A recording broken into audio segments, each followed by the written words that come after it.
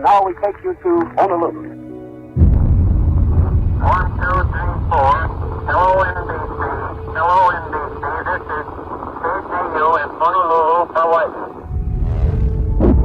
I am speaking from the roof of the Advertiser Publishing Company building.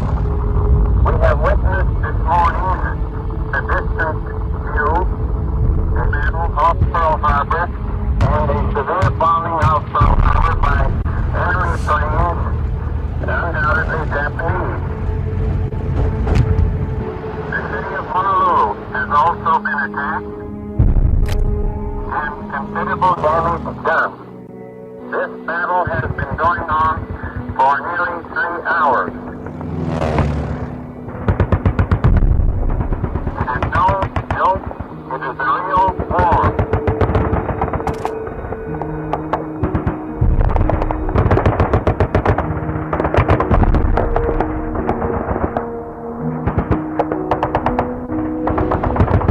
We cannot estimate yet how much damage has been done, but it has been a very severe attack. The Navy and Army appear now to have the air and the sea under control. Just a minute, we only have just a second, please. This is the telephone company, the chief operator. Yes. We tried to get through on an emergency call. Could you tell me? Well, we're talking to New York now. Please, 1, 2.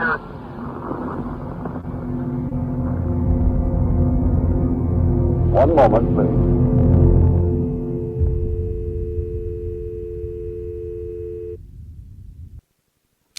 Welcome. We're live from the nation's capital. You're in the War Room. Stephen K. Bannon. It is December 7th, Monday, the year of our Lord 2020. It's the 79th anniversary of the attack on Pearl Harbor. And we just started there with NBC Radio's live report from the attack itself. This is Pearl Harbor Remembrance Day. Traditionally, I guess historically, it's the third bloodiest day, or considered the third bloodiest day in American history, and back of Antietam and 9/11. 2,400 dead, 1,100 wounded. This attack took place at 7:48, a surprise attack at 7:48 Honolulu time on Sunday. As the saying in the Navy, at dawn we slept that morning, and it was a complete surprise attack. And the question gets to be, which we'll get into later in the show and throughout the day, now that we're having the deaths start to mount on the CCP virus, what is the accountability on this virus that's killing, 1,000 north a day? Rudy Giuliani, the great Rudy Giuliani, is now at Georgetown Hospital Medical Center here in Washington, D.C. He has come down with COVID-19 and has been hospitalized. I think he's doing, at least from his tweets, says he's doing well. We're going to have a report on Mayor Giuliani later in the show, and then on this evening's 5 o'clock show. Want to bring in Raheem Kassam.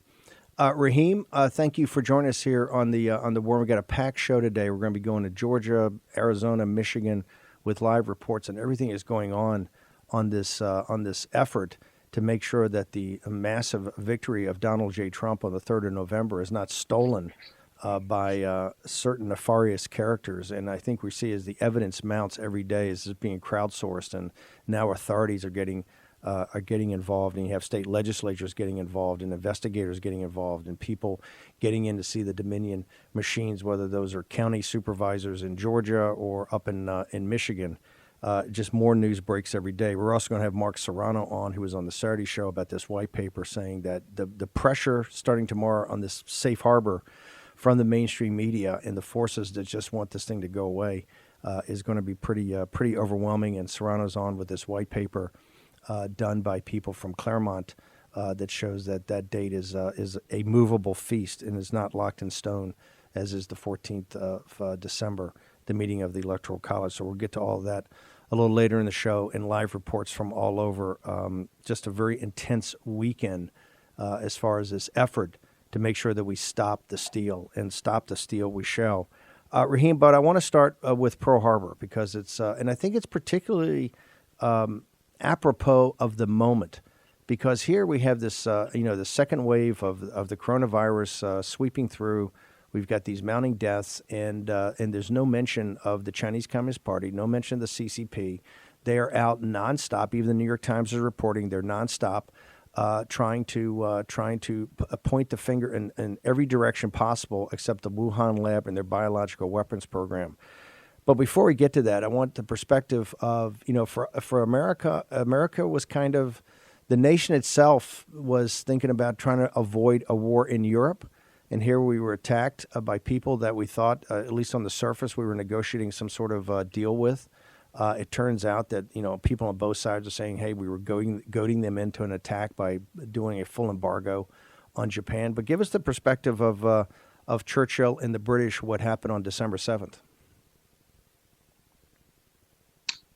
Well, Steve, Churchill, I think, was actually dining at Chequers with top American envoys. He was there with the U.S. ambassador at the time, and Roosevelt's special envoy to Europe when the news came in. And Churchill's immediate instinct, of course, with a lot of things, was, I must declare war on Japan immediately.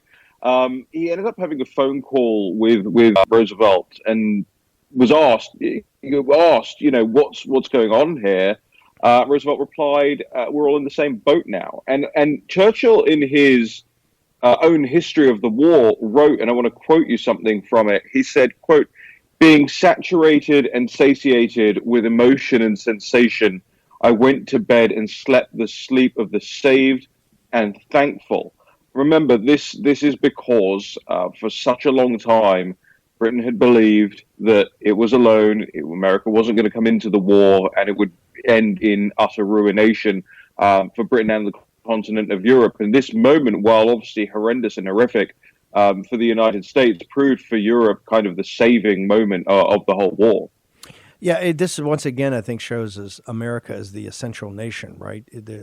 Churchill, as hard as they were fighting, and they were, I guess, over 2 years into the war, as hard as they were fighting, he understood that it would take the United States to come basically to the rescue of Europe in order to beat the fascist uprising between the Nazis and Italy. So it was it just once again points out, when you read Churchill's 6-volume history of the war, how important was American involvement. Of course, a lot of controversy to date about the assault on Pearl Harbor, the attack on Pearl Harbor. Did we break the code? Did we not break the code?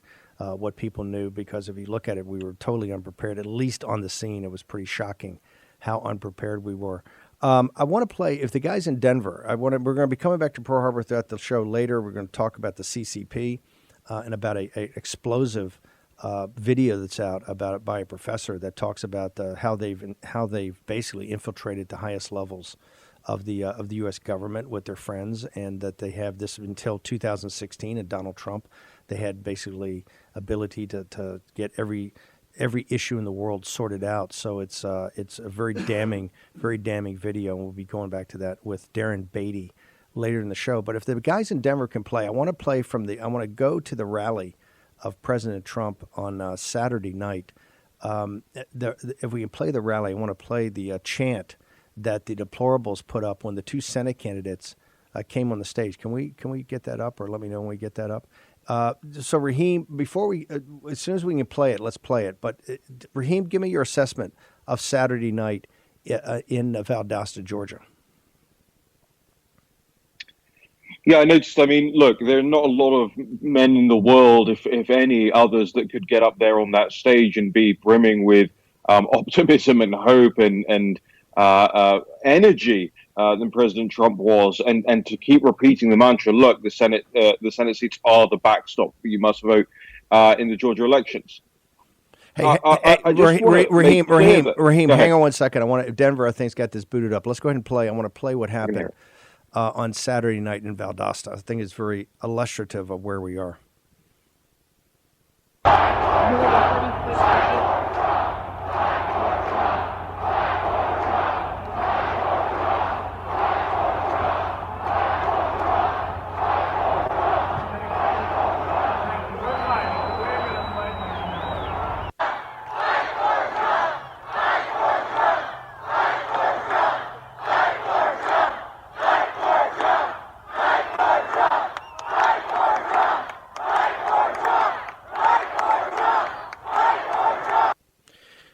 In that entire, it was an hour and a half long. I think Perdue and Senator Loeffler were up there for 30 seconds, 45 seconds, maybe 60 seconds. The most animated part of that entire crowd, that entire rally, was that. And that was really the voice of the people. That was Vox Populi. That was people saying, hey, we have unsettled business here. Fight for Trump. It was overwhelming. David Perdue was trying to speak and was very smart. He just, thank you, and then walked off the stage. Here's the point. Obviously, January 5th is essential and important, but there's unfinished work. And right there, you just saw what the people had to say about it. In that entire rally, which I thought there were moments that were very animated, and there were a lot of moments I thought were relatively flat. But what animated people, and that came, President Trump didn't start that. No one in his campaign started it. That literally came from the people. And it was loud. It was overwhelming. If you watched it live, you just couldn't miss it. And President Trump didn't try to play it up. In fact, I think I thought he did a good job in trying to tamper it down a little bit. But that is what the people want. The people want to fight for Trump, and they want to fight now. We're going to be going to Athens, Georgia, where the Senate meeting is taking place, State Senate, with John Fredericks in a moment. But, Raheem, do you agree with my assessment that you saw the people right there saying, hey, we're there, and we're going to back Loeffler, we're going to back Perdue, but to get the deplorables fully engaged, you have to fight for Trump now? Well, and of course, the news this morning is that GOP leaders in Georgia are still trying to avoid putting together a special session, still trying to kick the can over to the judiciary and leave it alone for themselves, even after President Trump went and did the right thing there. Now, the one thing I will say, Steve, is that President Trump needs to be a bit more careful with his words. There were several points during that rally where he did say, hey, the next 4 years would have been good. He was mostly on message 90% of the time, talking about the steal and how he does still believe that the win can be secured. However, you can tell that there are people still whispering in his ear to pipe down, pack it in. The fact is, that's not a loser's rally that you saw down there in Valdosta. That doesn't look anything remotely close to what the rally of an outgoing president would look like. So this ain't over by a long stretch. No, it was absolutely stunning. The size of the crowd, the intensity of the crowd, and they're there for a fight. What they want to do is close this now. There's over, I think, 150,000 ballots now that are illegal or have no chain of custody. In fact, Michael Patrick Leahy's got a story up in the Georgia Star. I think he says 500,000 ballots have no chain of custody because of these drop boxes. So, Raheem, we got about a minute, we got about 30 seconds. Where do you think this goes from here? Well, continues to go. I mean, there's more evidence mounting by the day. Serrano and the team and Phil Klein are absolutely right to bring into account the safe harbor stuff, because the media is going to have a frenzy on that tomorrow. But the white paper's really interesting. We published it this weekend. It's well worth reading. Okay, Raheem, we're going to come back to you later in the show. Raheem Kassam, our wingman here on War Room Pandemic. We're going to take a short commercial break.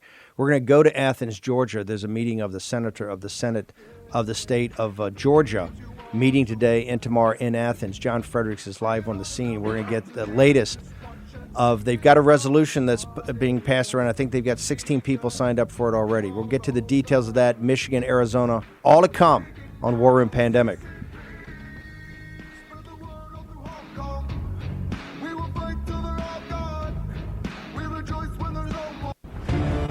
War Room Pandemic with Stephen K. Bannon.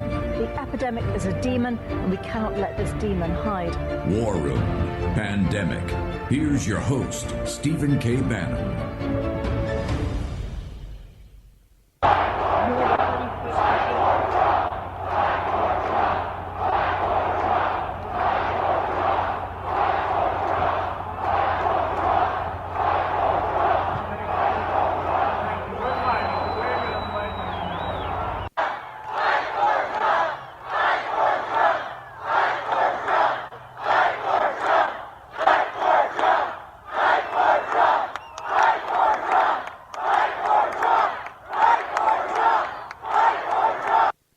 Very simple. You want to win on January 5th?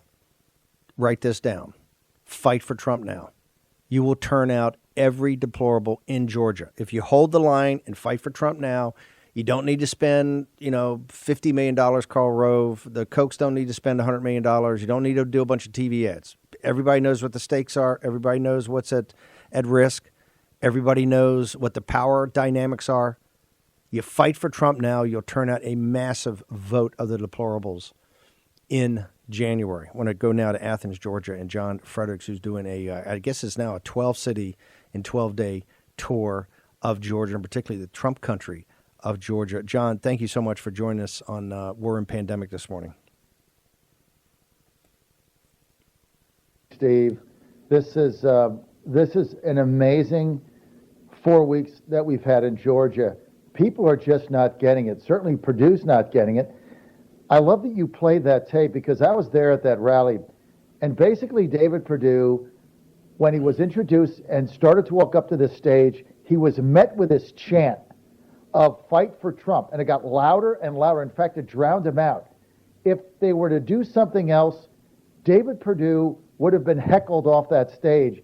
People are sick of it. And David Perdue doesn't get it. But he got it enough. As a former CEO of big companies, he knew that he was fighting a losing battle. He gave that microphone up in 25 seconds. That rally was supposed to be for Kelly Loeffler and David Perdue.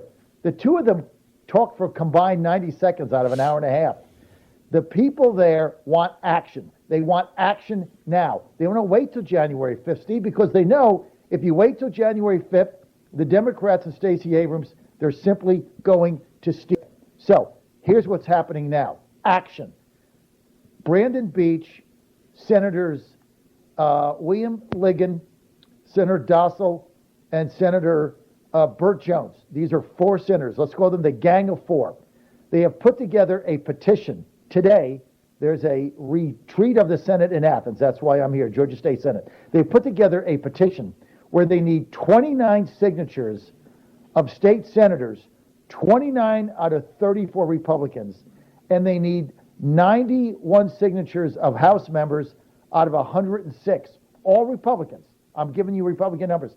If they can get this petition signed by 29 and 91, they have the power to go around Governor Kemp and call a special session.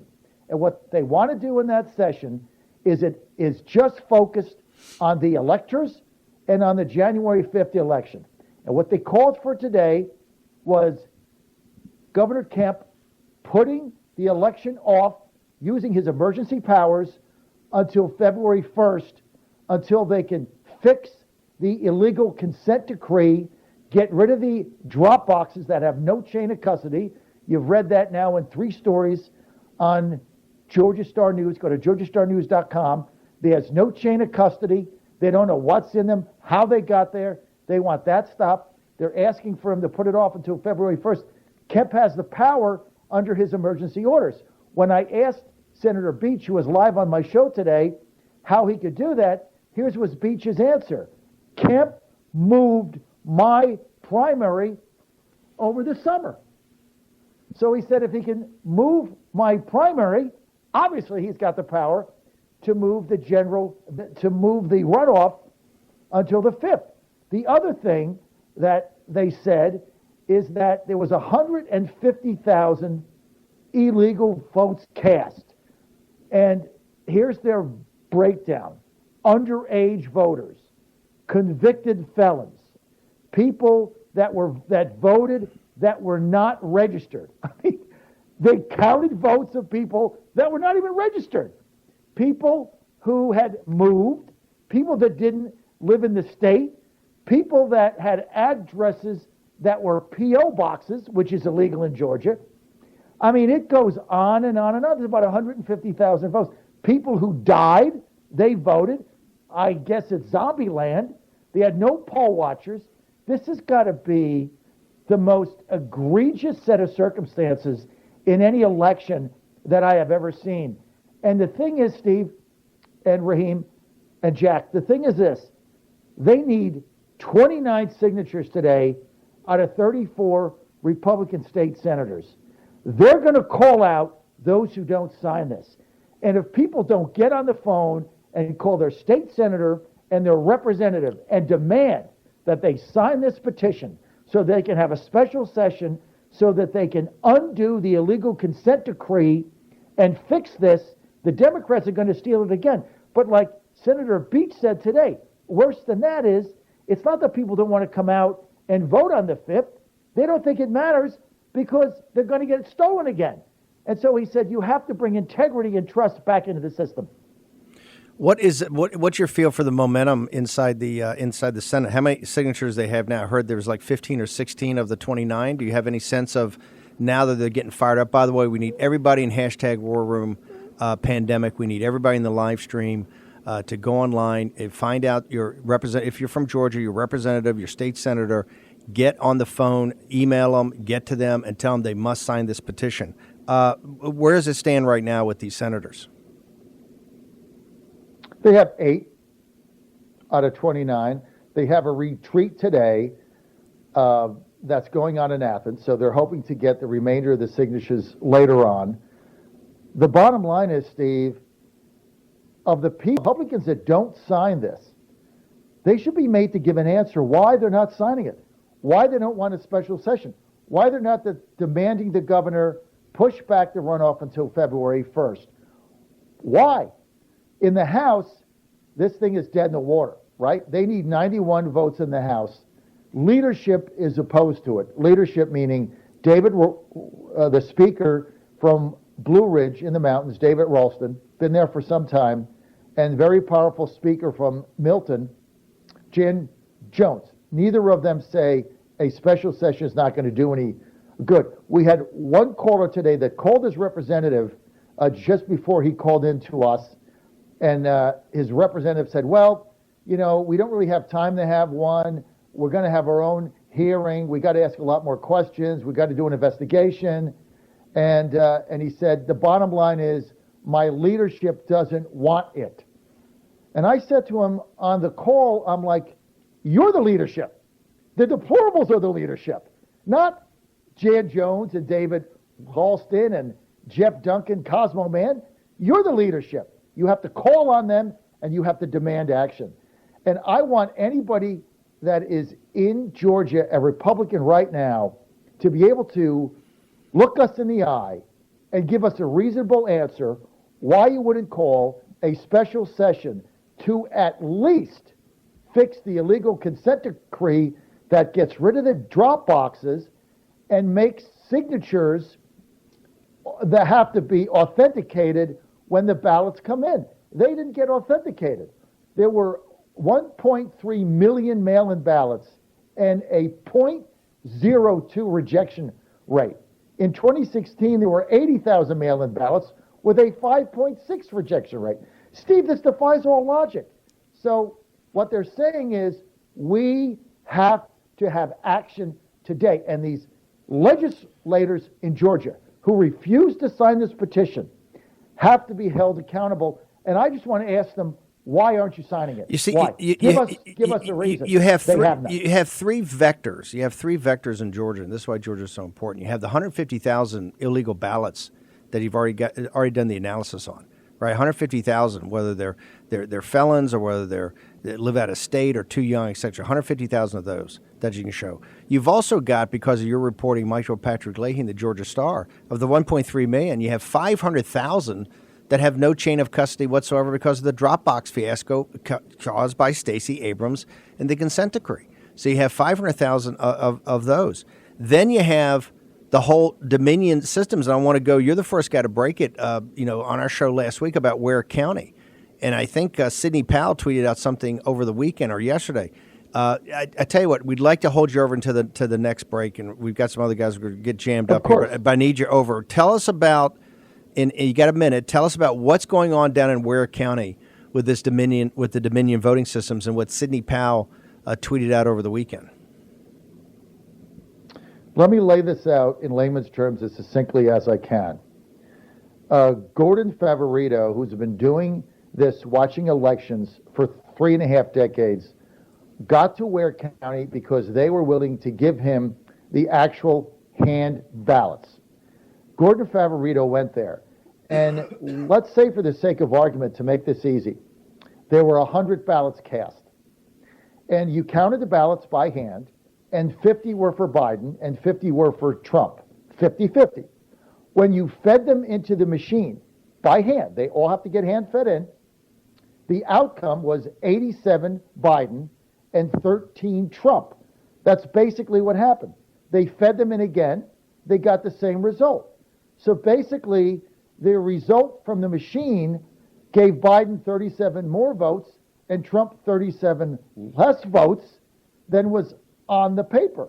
And there's no, you just feed them into the machine. There's no, well, they didn't read the bubble. No, they read the bubble. John, hang on for one. John, hang on 1 second. I want to get to this Ware County thing on the other side of the break. A short commercial break. We return. We'll have John Fredericks down in Georgia. We're going to Steve Gruber in Michigan and Mark Finchem in Arizona. All next on War Room Pandemic.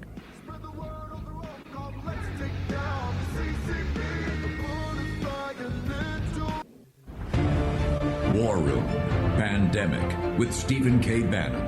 The epidemic is a demon, and we cannot let this demon hide. War Room Pandemic. Here's your host, Stephen K. Bannon. Welcome back to War Room Pandemic, live from the nation's capital. Going back to John Fredericks in Athens, Georgia. So, John, in Ware County, is Sidney Powell making this part of her filing? I think I found out that they're going to actually file today to amend her court filing to about this information on the Dominion voting systems in Ware County. Is that now going to be part of the official program here? And I think the most important thing is to get these machines and the software impounded. As you know, the Secretary of State, Brad Raffensperger, wants to wipe all the software clean, wipe the machines clean, and get ready for January 5th. The reason he wants to do that is there's no evidence, obviously.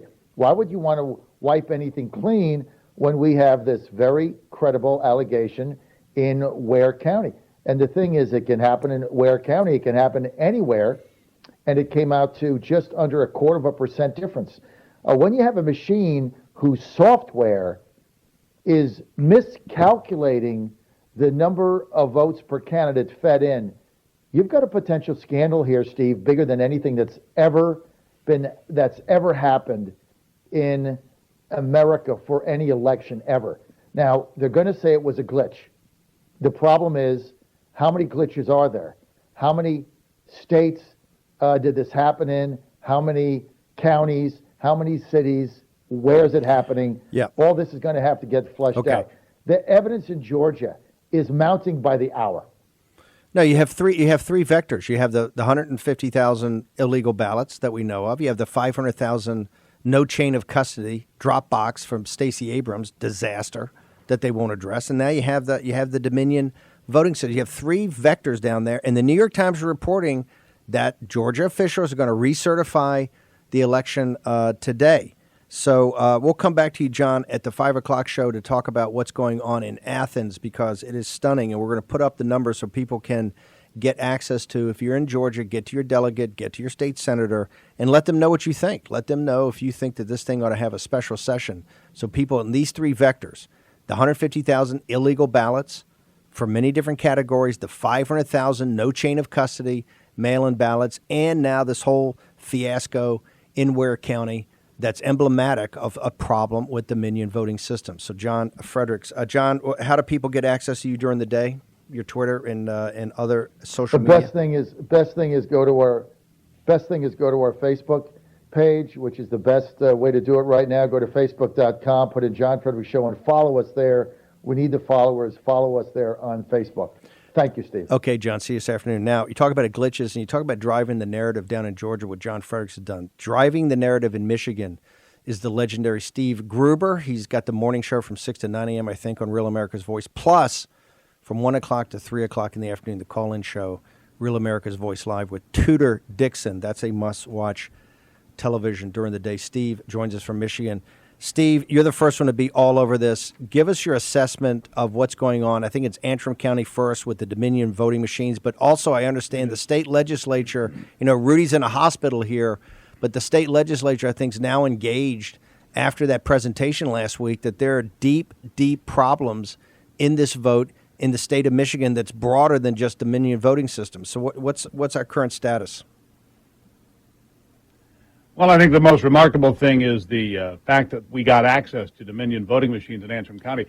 Just to remind you folks, 6,000 votes were given to Joe Biden in Antrim County, a bright red, deep dark red county in northern Michigan surrounded by red counties. Went for Donald Trump, I think, by 72% in 2016, and then suddenly it shows up dark blue the day after the election this year on November 4th. Everybody knew that was wrong. Everybody looked at something. That's a big problem. They found when they evaluated it that somehow 6,000 votes had been transferred from Donald Trump's column into Joe Biden's column, so they dug deeper.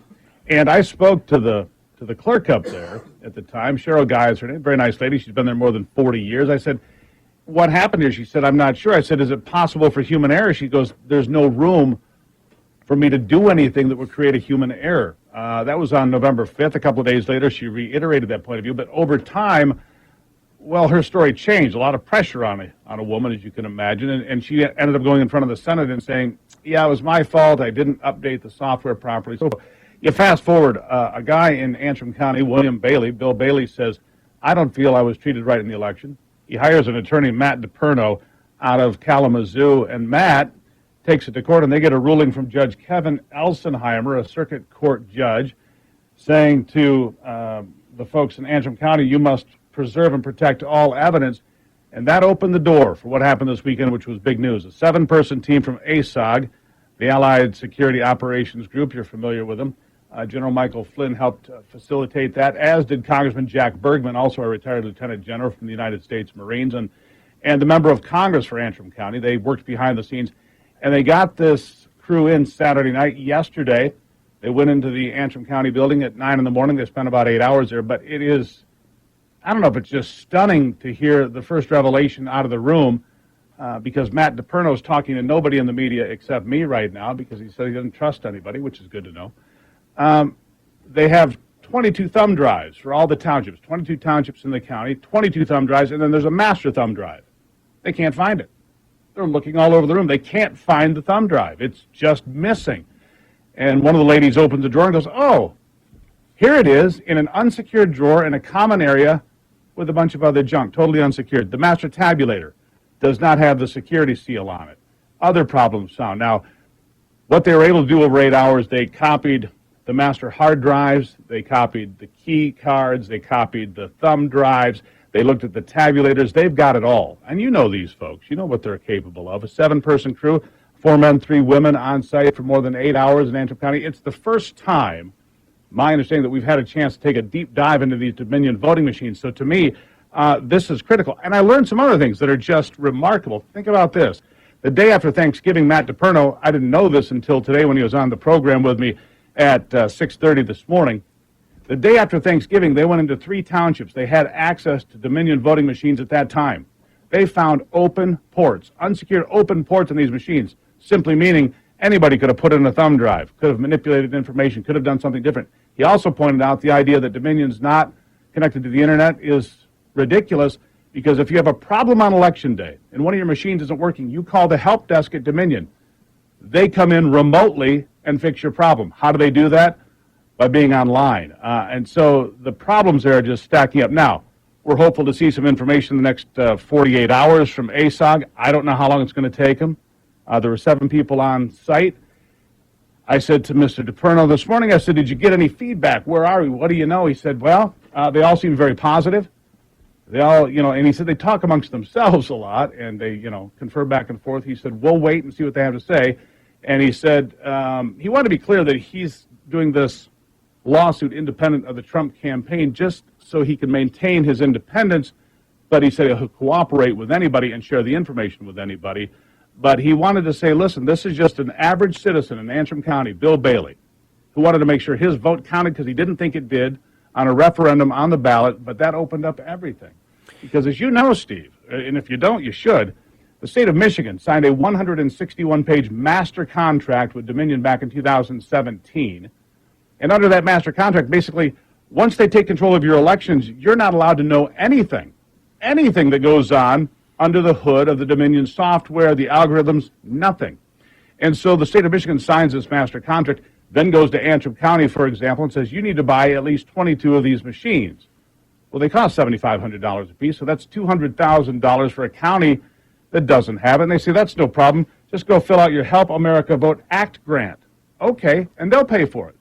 But by doing that, in your 7-page grant application, by extension, you've now agreed to the 161-page master contract, and the county and the township, nobody can look under the hood.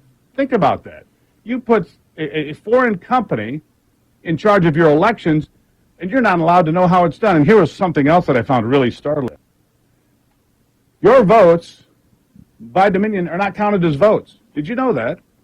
You know, you would think you cast one vote, I cast a vote, Steve, you cast a vote, one vote, it counts as a vote. No. It comes as 3-digit fractions, and then points are assigned to candidates. How does that make any sense? 3-digit fractions come in, and then points are assigned to candidates. Listen, this is exactly... One person, one vote. Isn't that the mantra? But this is exactly why this proprietary software, this gets to the heart of the proprietary software. That's why they don't want people getting into this, because they're going to understand the way the thing's tabulated is hinky. This is unacceptable to have state governments protecting contractors and vendors, proprietary software, from full review and finally getting done. Here's the question I got for you, though, Steve.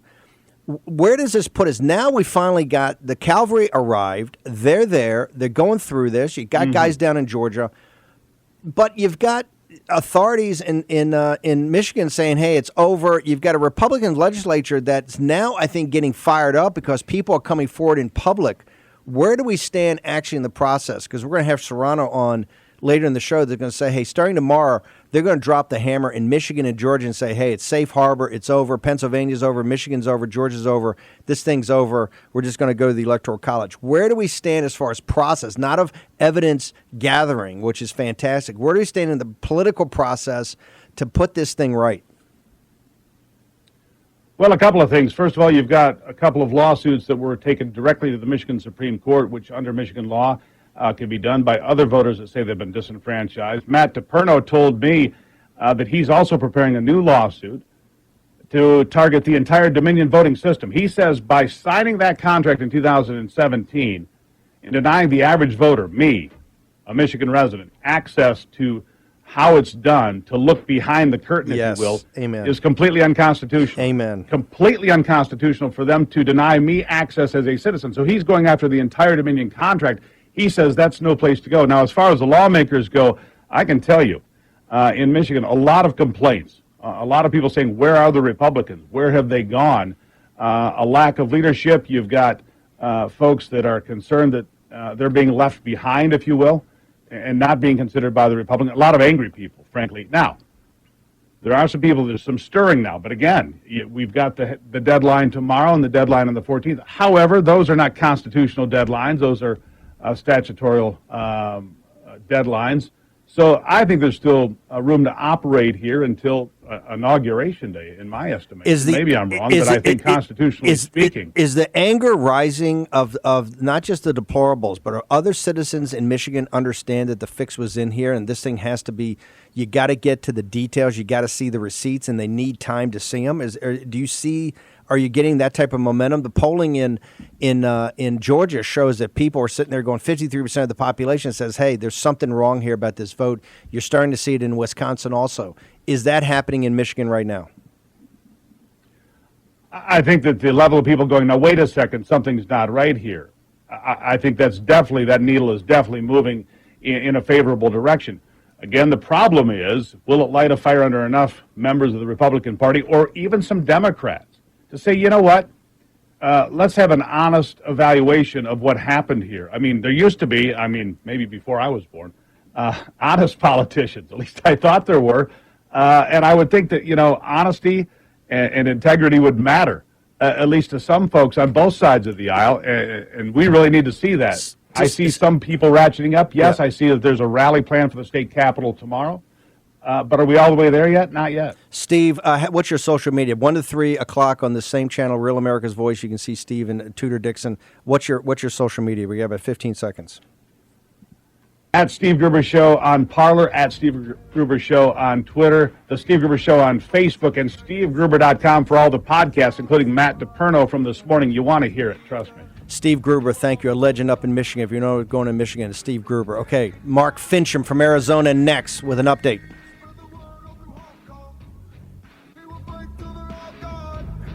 We rejoice when there's no more War Room Pandemic with Stephen K. Bannon. The epidemic is a demon, and we cannot let this demon hide. War Room Pandemic.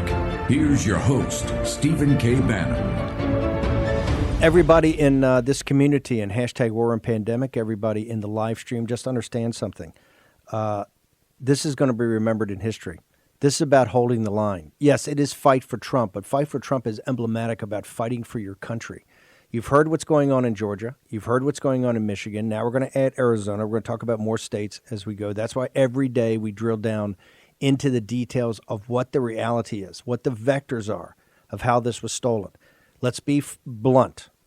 This landslide by Donald J. Trump, this massive victory by Donald J. Trump, was stolen or is attempted to be stolen.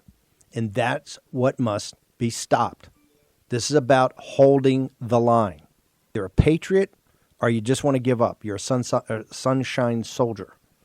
So you make the determination. We've been to southern Georgia. We've been to Georgia with John Fredericks, Michigan with Steve Gruber. Now to go to Michigan to Arizona with Representative Mark Finchem. Mark, thank you for joining us. What's the latest update? I understand we have breaking news out of Arizona even as we speak, sir. What is it? Yeah, Steve, we have a couple things going on. First, the bad news that's got me outraged. So the Speaker of the House has shut down the House of Representatives for the next 7 days out of an abundance of caution because Rudy Giuliani tested positive. There was no mention of the fact that he was asymptomatic, went into the hospital just because it's a precaution. But now that basically precludes having a formal hearing at the House, in the House, to hear what is emerging evidence. I mean, we've got more evidence. That was the good news that I had hoped to bring to you. But, I mean, the fact that we now have been hamstrung in the ability to hear that and for members to be informed and have a deliberative conversation about what are we seeing is just outrageous. Now, keep in mind, during session, when we were out, then we were back, the Speaker was able to manage through IT a way to do Zoom calls or Teams or whatever the technology was that they were using so that members could be at home and vote from home on a secure line. Never been done in the state of Arizona before, but out of an abundance of caution, again, we were able to do that. So I'm not really understanding what's going on here. It sure appears that there is a move to prevent members from hearing the evidence. Well, let's go. Breaking news on the good side. Yeah, let's go to the good. There's a gal by the name of Liz Harris. Liz was an attempted candidate in this last election. She is doing yeoman's work. That girl has recruited 500 volunteers, and they are door knocking every single voter. Think about that. She's looking for 1,000 more people, but they've automated this process. And here's some of the stuff that they've found. Knock on the door. Hey, is Cisco here? No, Cisco died 2 years ago. Well, that's strange. He looks like he voted. Okay, that's one of them. Or you go, Lewis. Lewis's registered home address is the federal building. So they're making a lot of progress on identifying fraudulent votes. She wasn't able to give me a number yet, but she says it's going to be in the tens of thousands. Tens of thousands, and right now it's 10,000 that has tipped this for Biden. This is the point. This is a vector. You got the Dominion voting systems, but you just got the old-fashioned fraud of what they've done with illegal votes, underage votes, post office box, people, federal buildings, all of it. They tried every scam in the world, and that's what's being uncovered. Here's the question, to go back to Rusty Bowers for a second, is why can't they just do this? Why can't they just do this like they have been doing virtually? This evidence, and I understand there are people coming out of the woodwork in Arizona. Given your 11-hour hearing, you now have thousands of citizens coming forward with certain different scams on how votes were stolen in Arizona. Remember, it's only 10,000 votes we're talking about. What's the Speaker of the House? Does he not have a plan to do this virtually? I'm voted off the island. I'm not in leadership, so I have no idea what his plan is. But shutting the House down and not having any kind of notice, no kind of hearing, no communication, that's unacceptable. That's not what we were here to do in this time and in this hour. Now, today at 3 o'clock, from 3 to 5, there's going to be a massive rally at the Capitol. Stop the Steal folks are going to be there. I know that there's a couple of big name headliners, U.S. senators that are supposed to be flying in for this. People are torqued, man. They are hot. The other thing that if folks want to help Liz Harris, I'll send the link to you. She needs about 1,000 more volunteers. Yes. It takes just an hour or so to get trained in their process. And they're going to hit the streets and start knocking on doors so that and by the way, when they do that, they take a photograph and then they sign an affidavit. So they have chain of custody on every one of these, okay? So that's one of the big ones. That is just awesome. This girl is Liz Harris, and she is just a yeoman. This real quickly. What about Maricopa County in the situation with the Dominion voting machines, and also I think in Yuma and Pima? There's other discussions going on. We got about a minute. What's the update across on these other vectors? Negotiations are going on. To be honest with you, I do not understand what there is to negotiate. The people are entitled to this information, and they are being deprived of it because somebody's political kingdom is threatened. That has got to come to an end. Now, there's a couple of things that we're looking at. One of them is actually because we showed evidence of fractional voting here in Arizona.